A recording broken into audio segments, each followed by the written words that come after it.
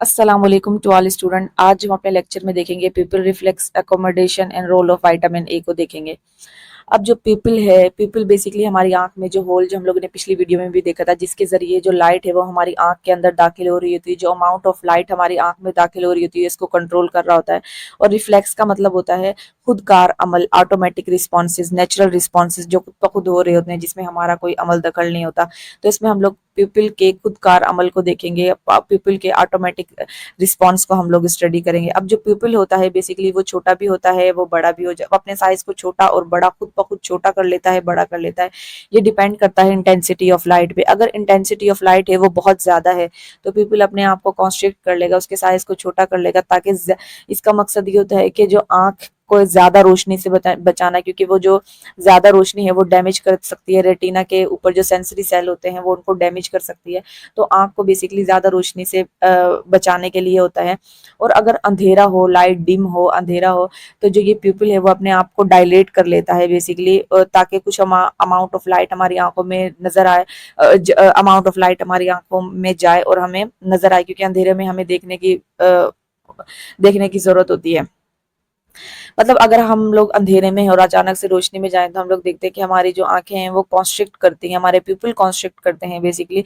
और अगर हम लोग बेसिकली अंधेरे में होते हैं तो वो हमारे जो प्यूपिल हैं वो डायलेट करते हैं, कि अचानक से लाइट चली जाती है तो हमें कुछ नजर नहीं आ रहा होता, लेकिन थोड़ी सी देर के बाद हमारे जो प्यूपिल हैं वो डायलेट करते हैं, मतलब डायलेट कर जाते हैं, जिसकी वजह से हमें थोड़ा सा नजर आने लग जाता है। तो और जो ये प्यूपिल का साइज है, जो रंगीन पार्ट है आंख का, आइरिस है, वो इस अमल को बेसिकली कंट्रोल कर रहा होता है। इसको हम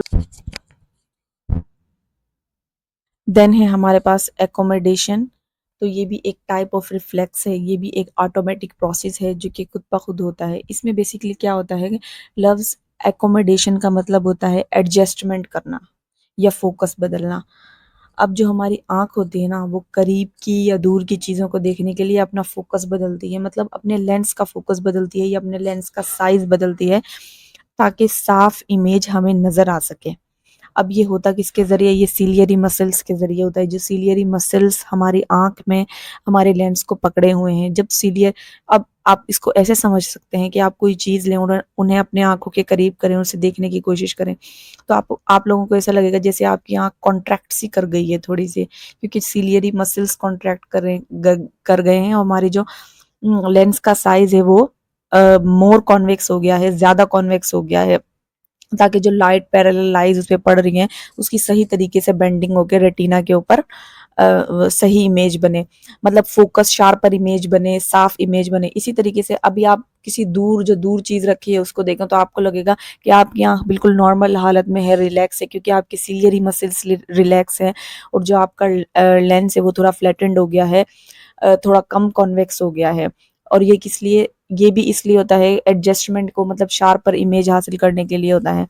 तो ये एक ऑटोमेटिक प्रोसेस होता है जिसमें अल्टरिंग फोकस, मतलब फोकस बदला जाता है, लेंस के साइज को बदला जाता है, लेंस के फोकस को बदला जाता है, ताकि शार्पर इमेज का मतलब होता है क्लियर इमेज हमें मिल सके।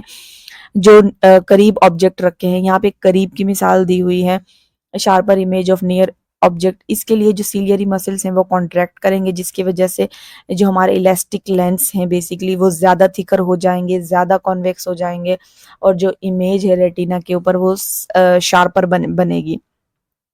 और इसी तरीके से दूर की बात है, जो सीलियरी मसल्स हैं करीब में कॉन्ट्रैक्ट हैं तो दूर में वो रिलैक्स होते हैं और शार्पर इमेज बनती है फिर हम लोगों को। तो ये फोकस बेसिकली बदला जाता है, फोकस को बदलते हैं शार्पर इमेज हासिल करने के लिए।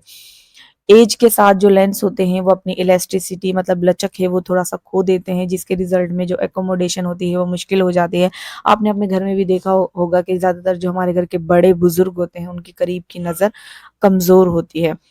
यहाँ पे मैकेनिज्म ऑफ एकोमोडेशन को समझाया हुआ है, मतलब एकोमोडेशन के तरीकेकार को, कि किस तरह से फोकस बदला जाता है। ये नियर रखी हुई है, ये दूर रखी हुई है, इसमें सीलियरी मसल्स कॉन्ट्रैक्ट हैं, इसमें सीलियरी मसल्स हैं वो रिलैक्स है। देखो मैंने आपको बताया था दूर की जो चीज़ होगी आपको लगेगा कि आपकी आंखें रिलैक्स हैं, जैसे कि सीलियरी मसल्स रिलैक्स हैं, और इसमें हमारे जो लेंस है वो इलोंगेट सा हो गया है, फ्लैटेंड लेंस हो गया है, और जो नियर ऑब्जेक्ट रखा हुआ है उसमें हमारा जो स्फेरिकल लेंस है बेसिकली वो वो जो लेंस है हमारा वो स्फेरिकल हो गया है, गोल हो गया है, ज़्यादा कॉन्वेक्स हो गया है और रेटिना के ऊपर इमेज बन गई है। तो ये शार्पर इमेज हासिल करने के लिए होता है कि लाइट की बेंडिंग सही तरीके से हो और जो इमेज है वो साफ नज़र आए, क्लियर नज़र आए। और आप लोग देख भी सकते हैं, अच्छा पीछे हम लोगों ने पढ़ा था कि लाइट आती है तो कॉर्निया से गुजरती है, लेंस से गुजरती है। देखो लेंस कॉर्निया के ऊपर भी रिफ्रैक्शन ऑफ लाइट हो रहा है, मतलब लाइट की बेंडिंग, एंड देन उसके ऊपर भी क्या बोलते हैं, लेंस के ऊपर भी रिफ्रैक्शन ऑफ लाइट, और कॉन्वेक्स है वो, अब ये ज्यादा कॉन्वेक्स है तो ज्यादा बेसिकली बेंडिंग ऑफ लाइट हो रही है, थोड़ा सा इलोंगेट है तो ये कम बेसिकली बेंडिंग ऑफ लाइट हो रही है।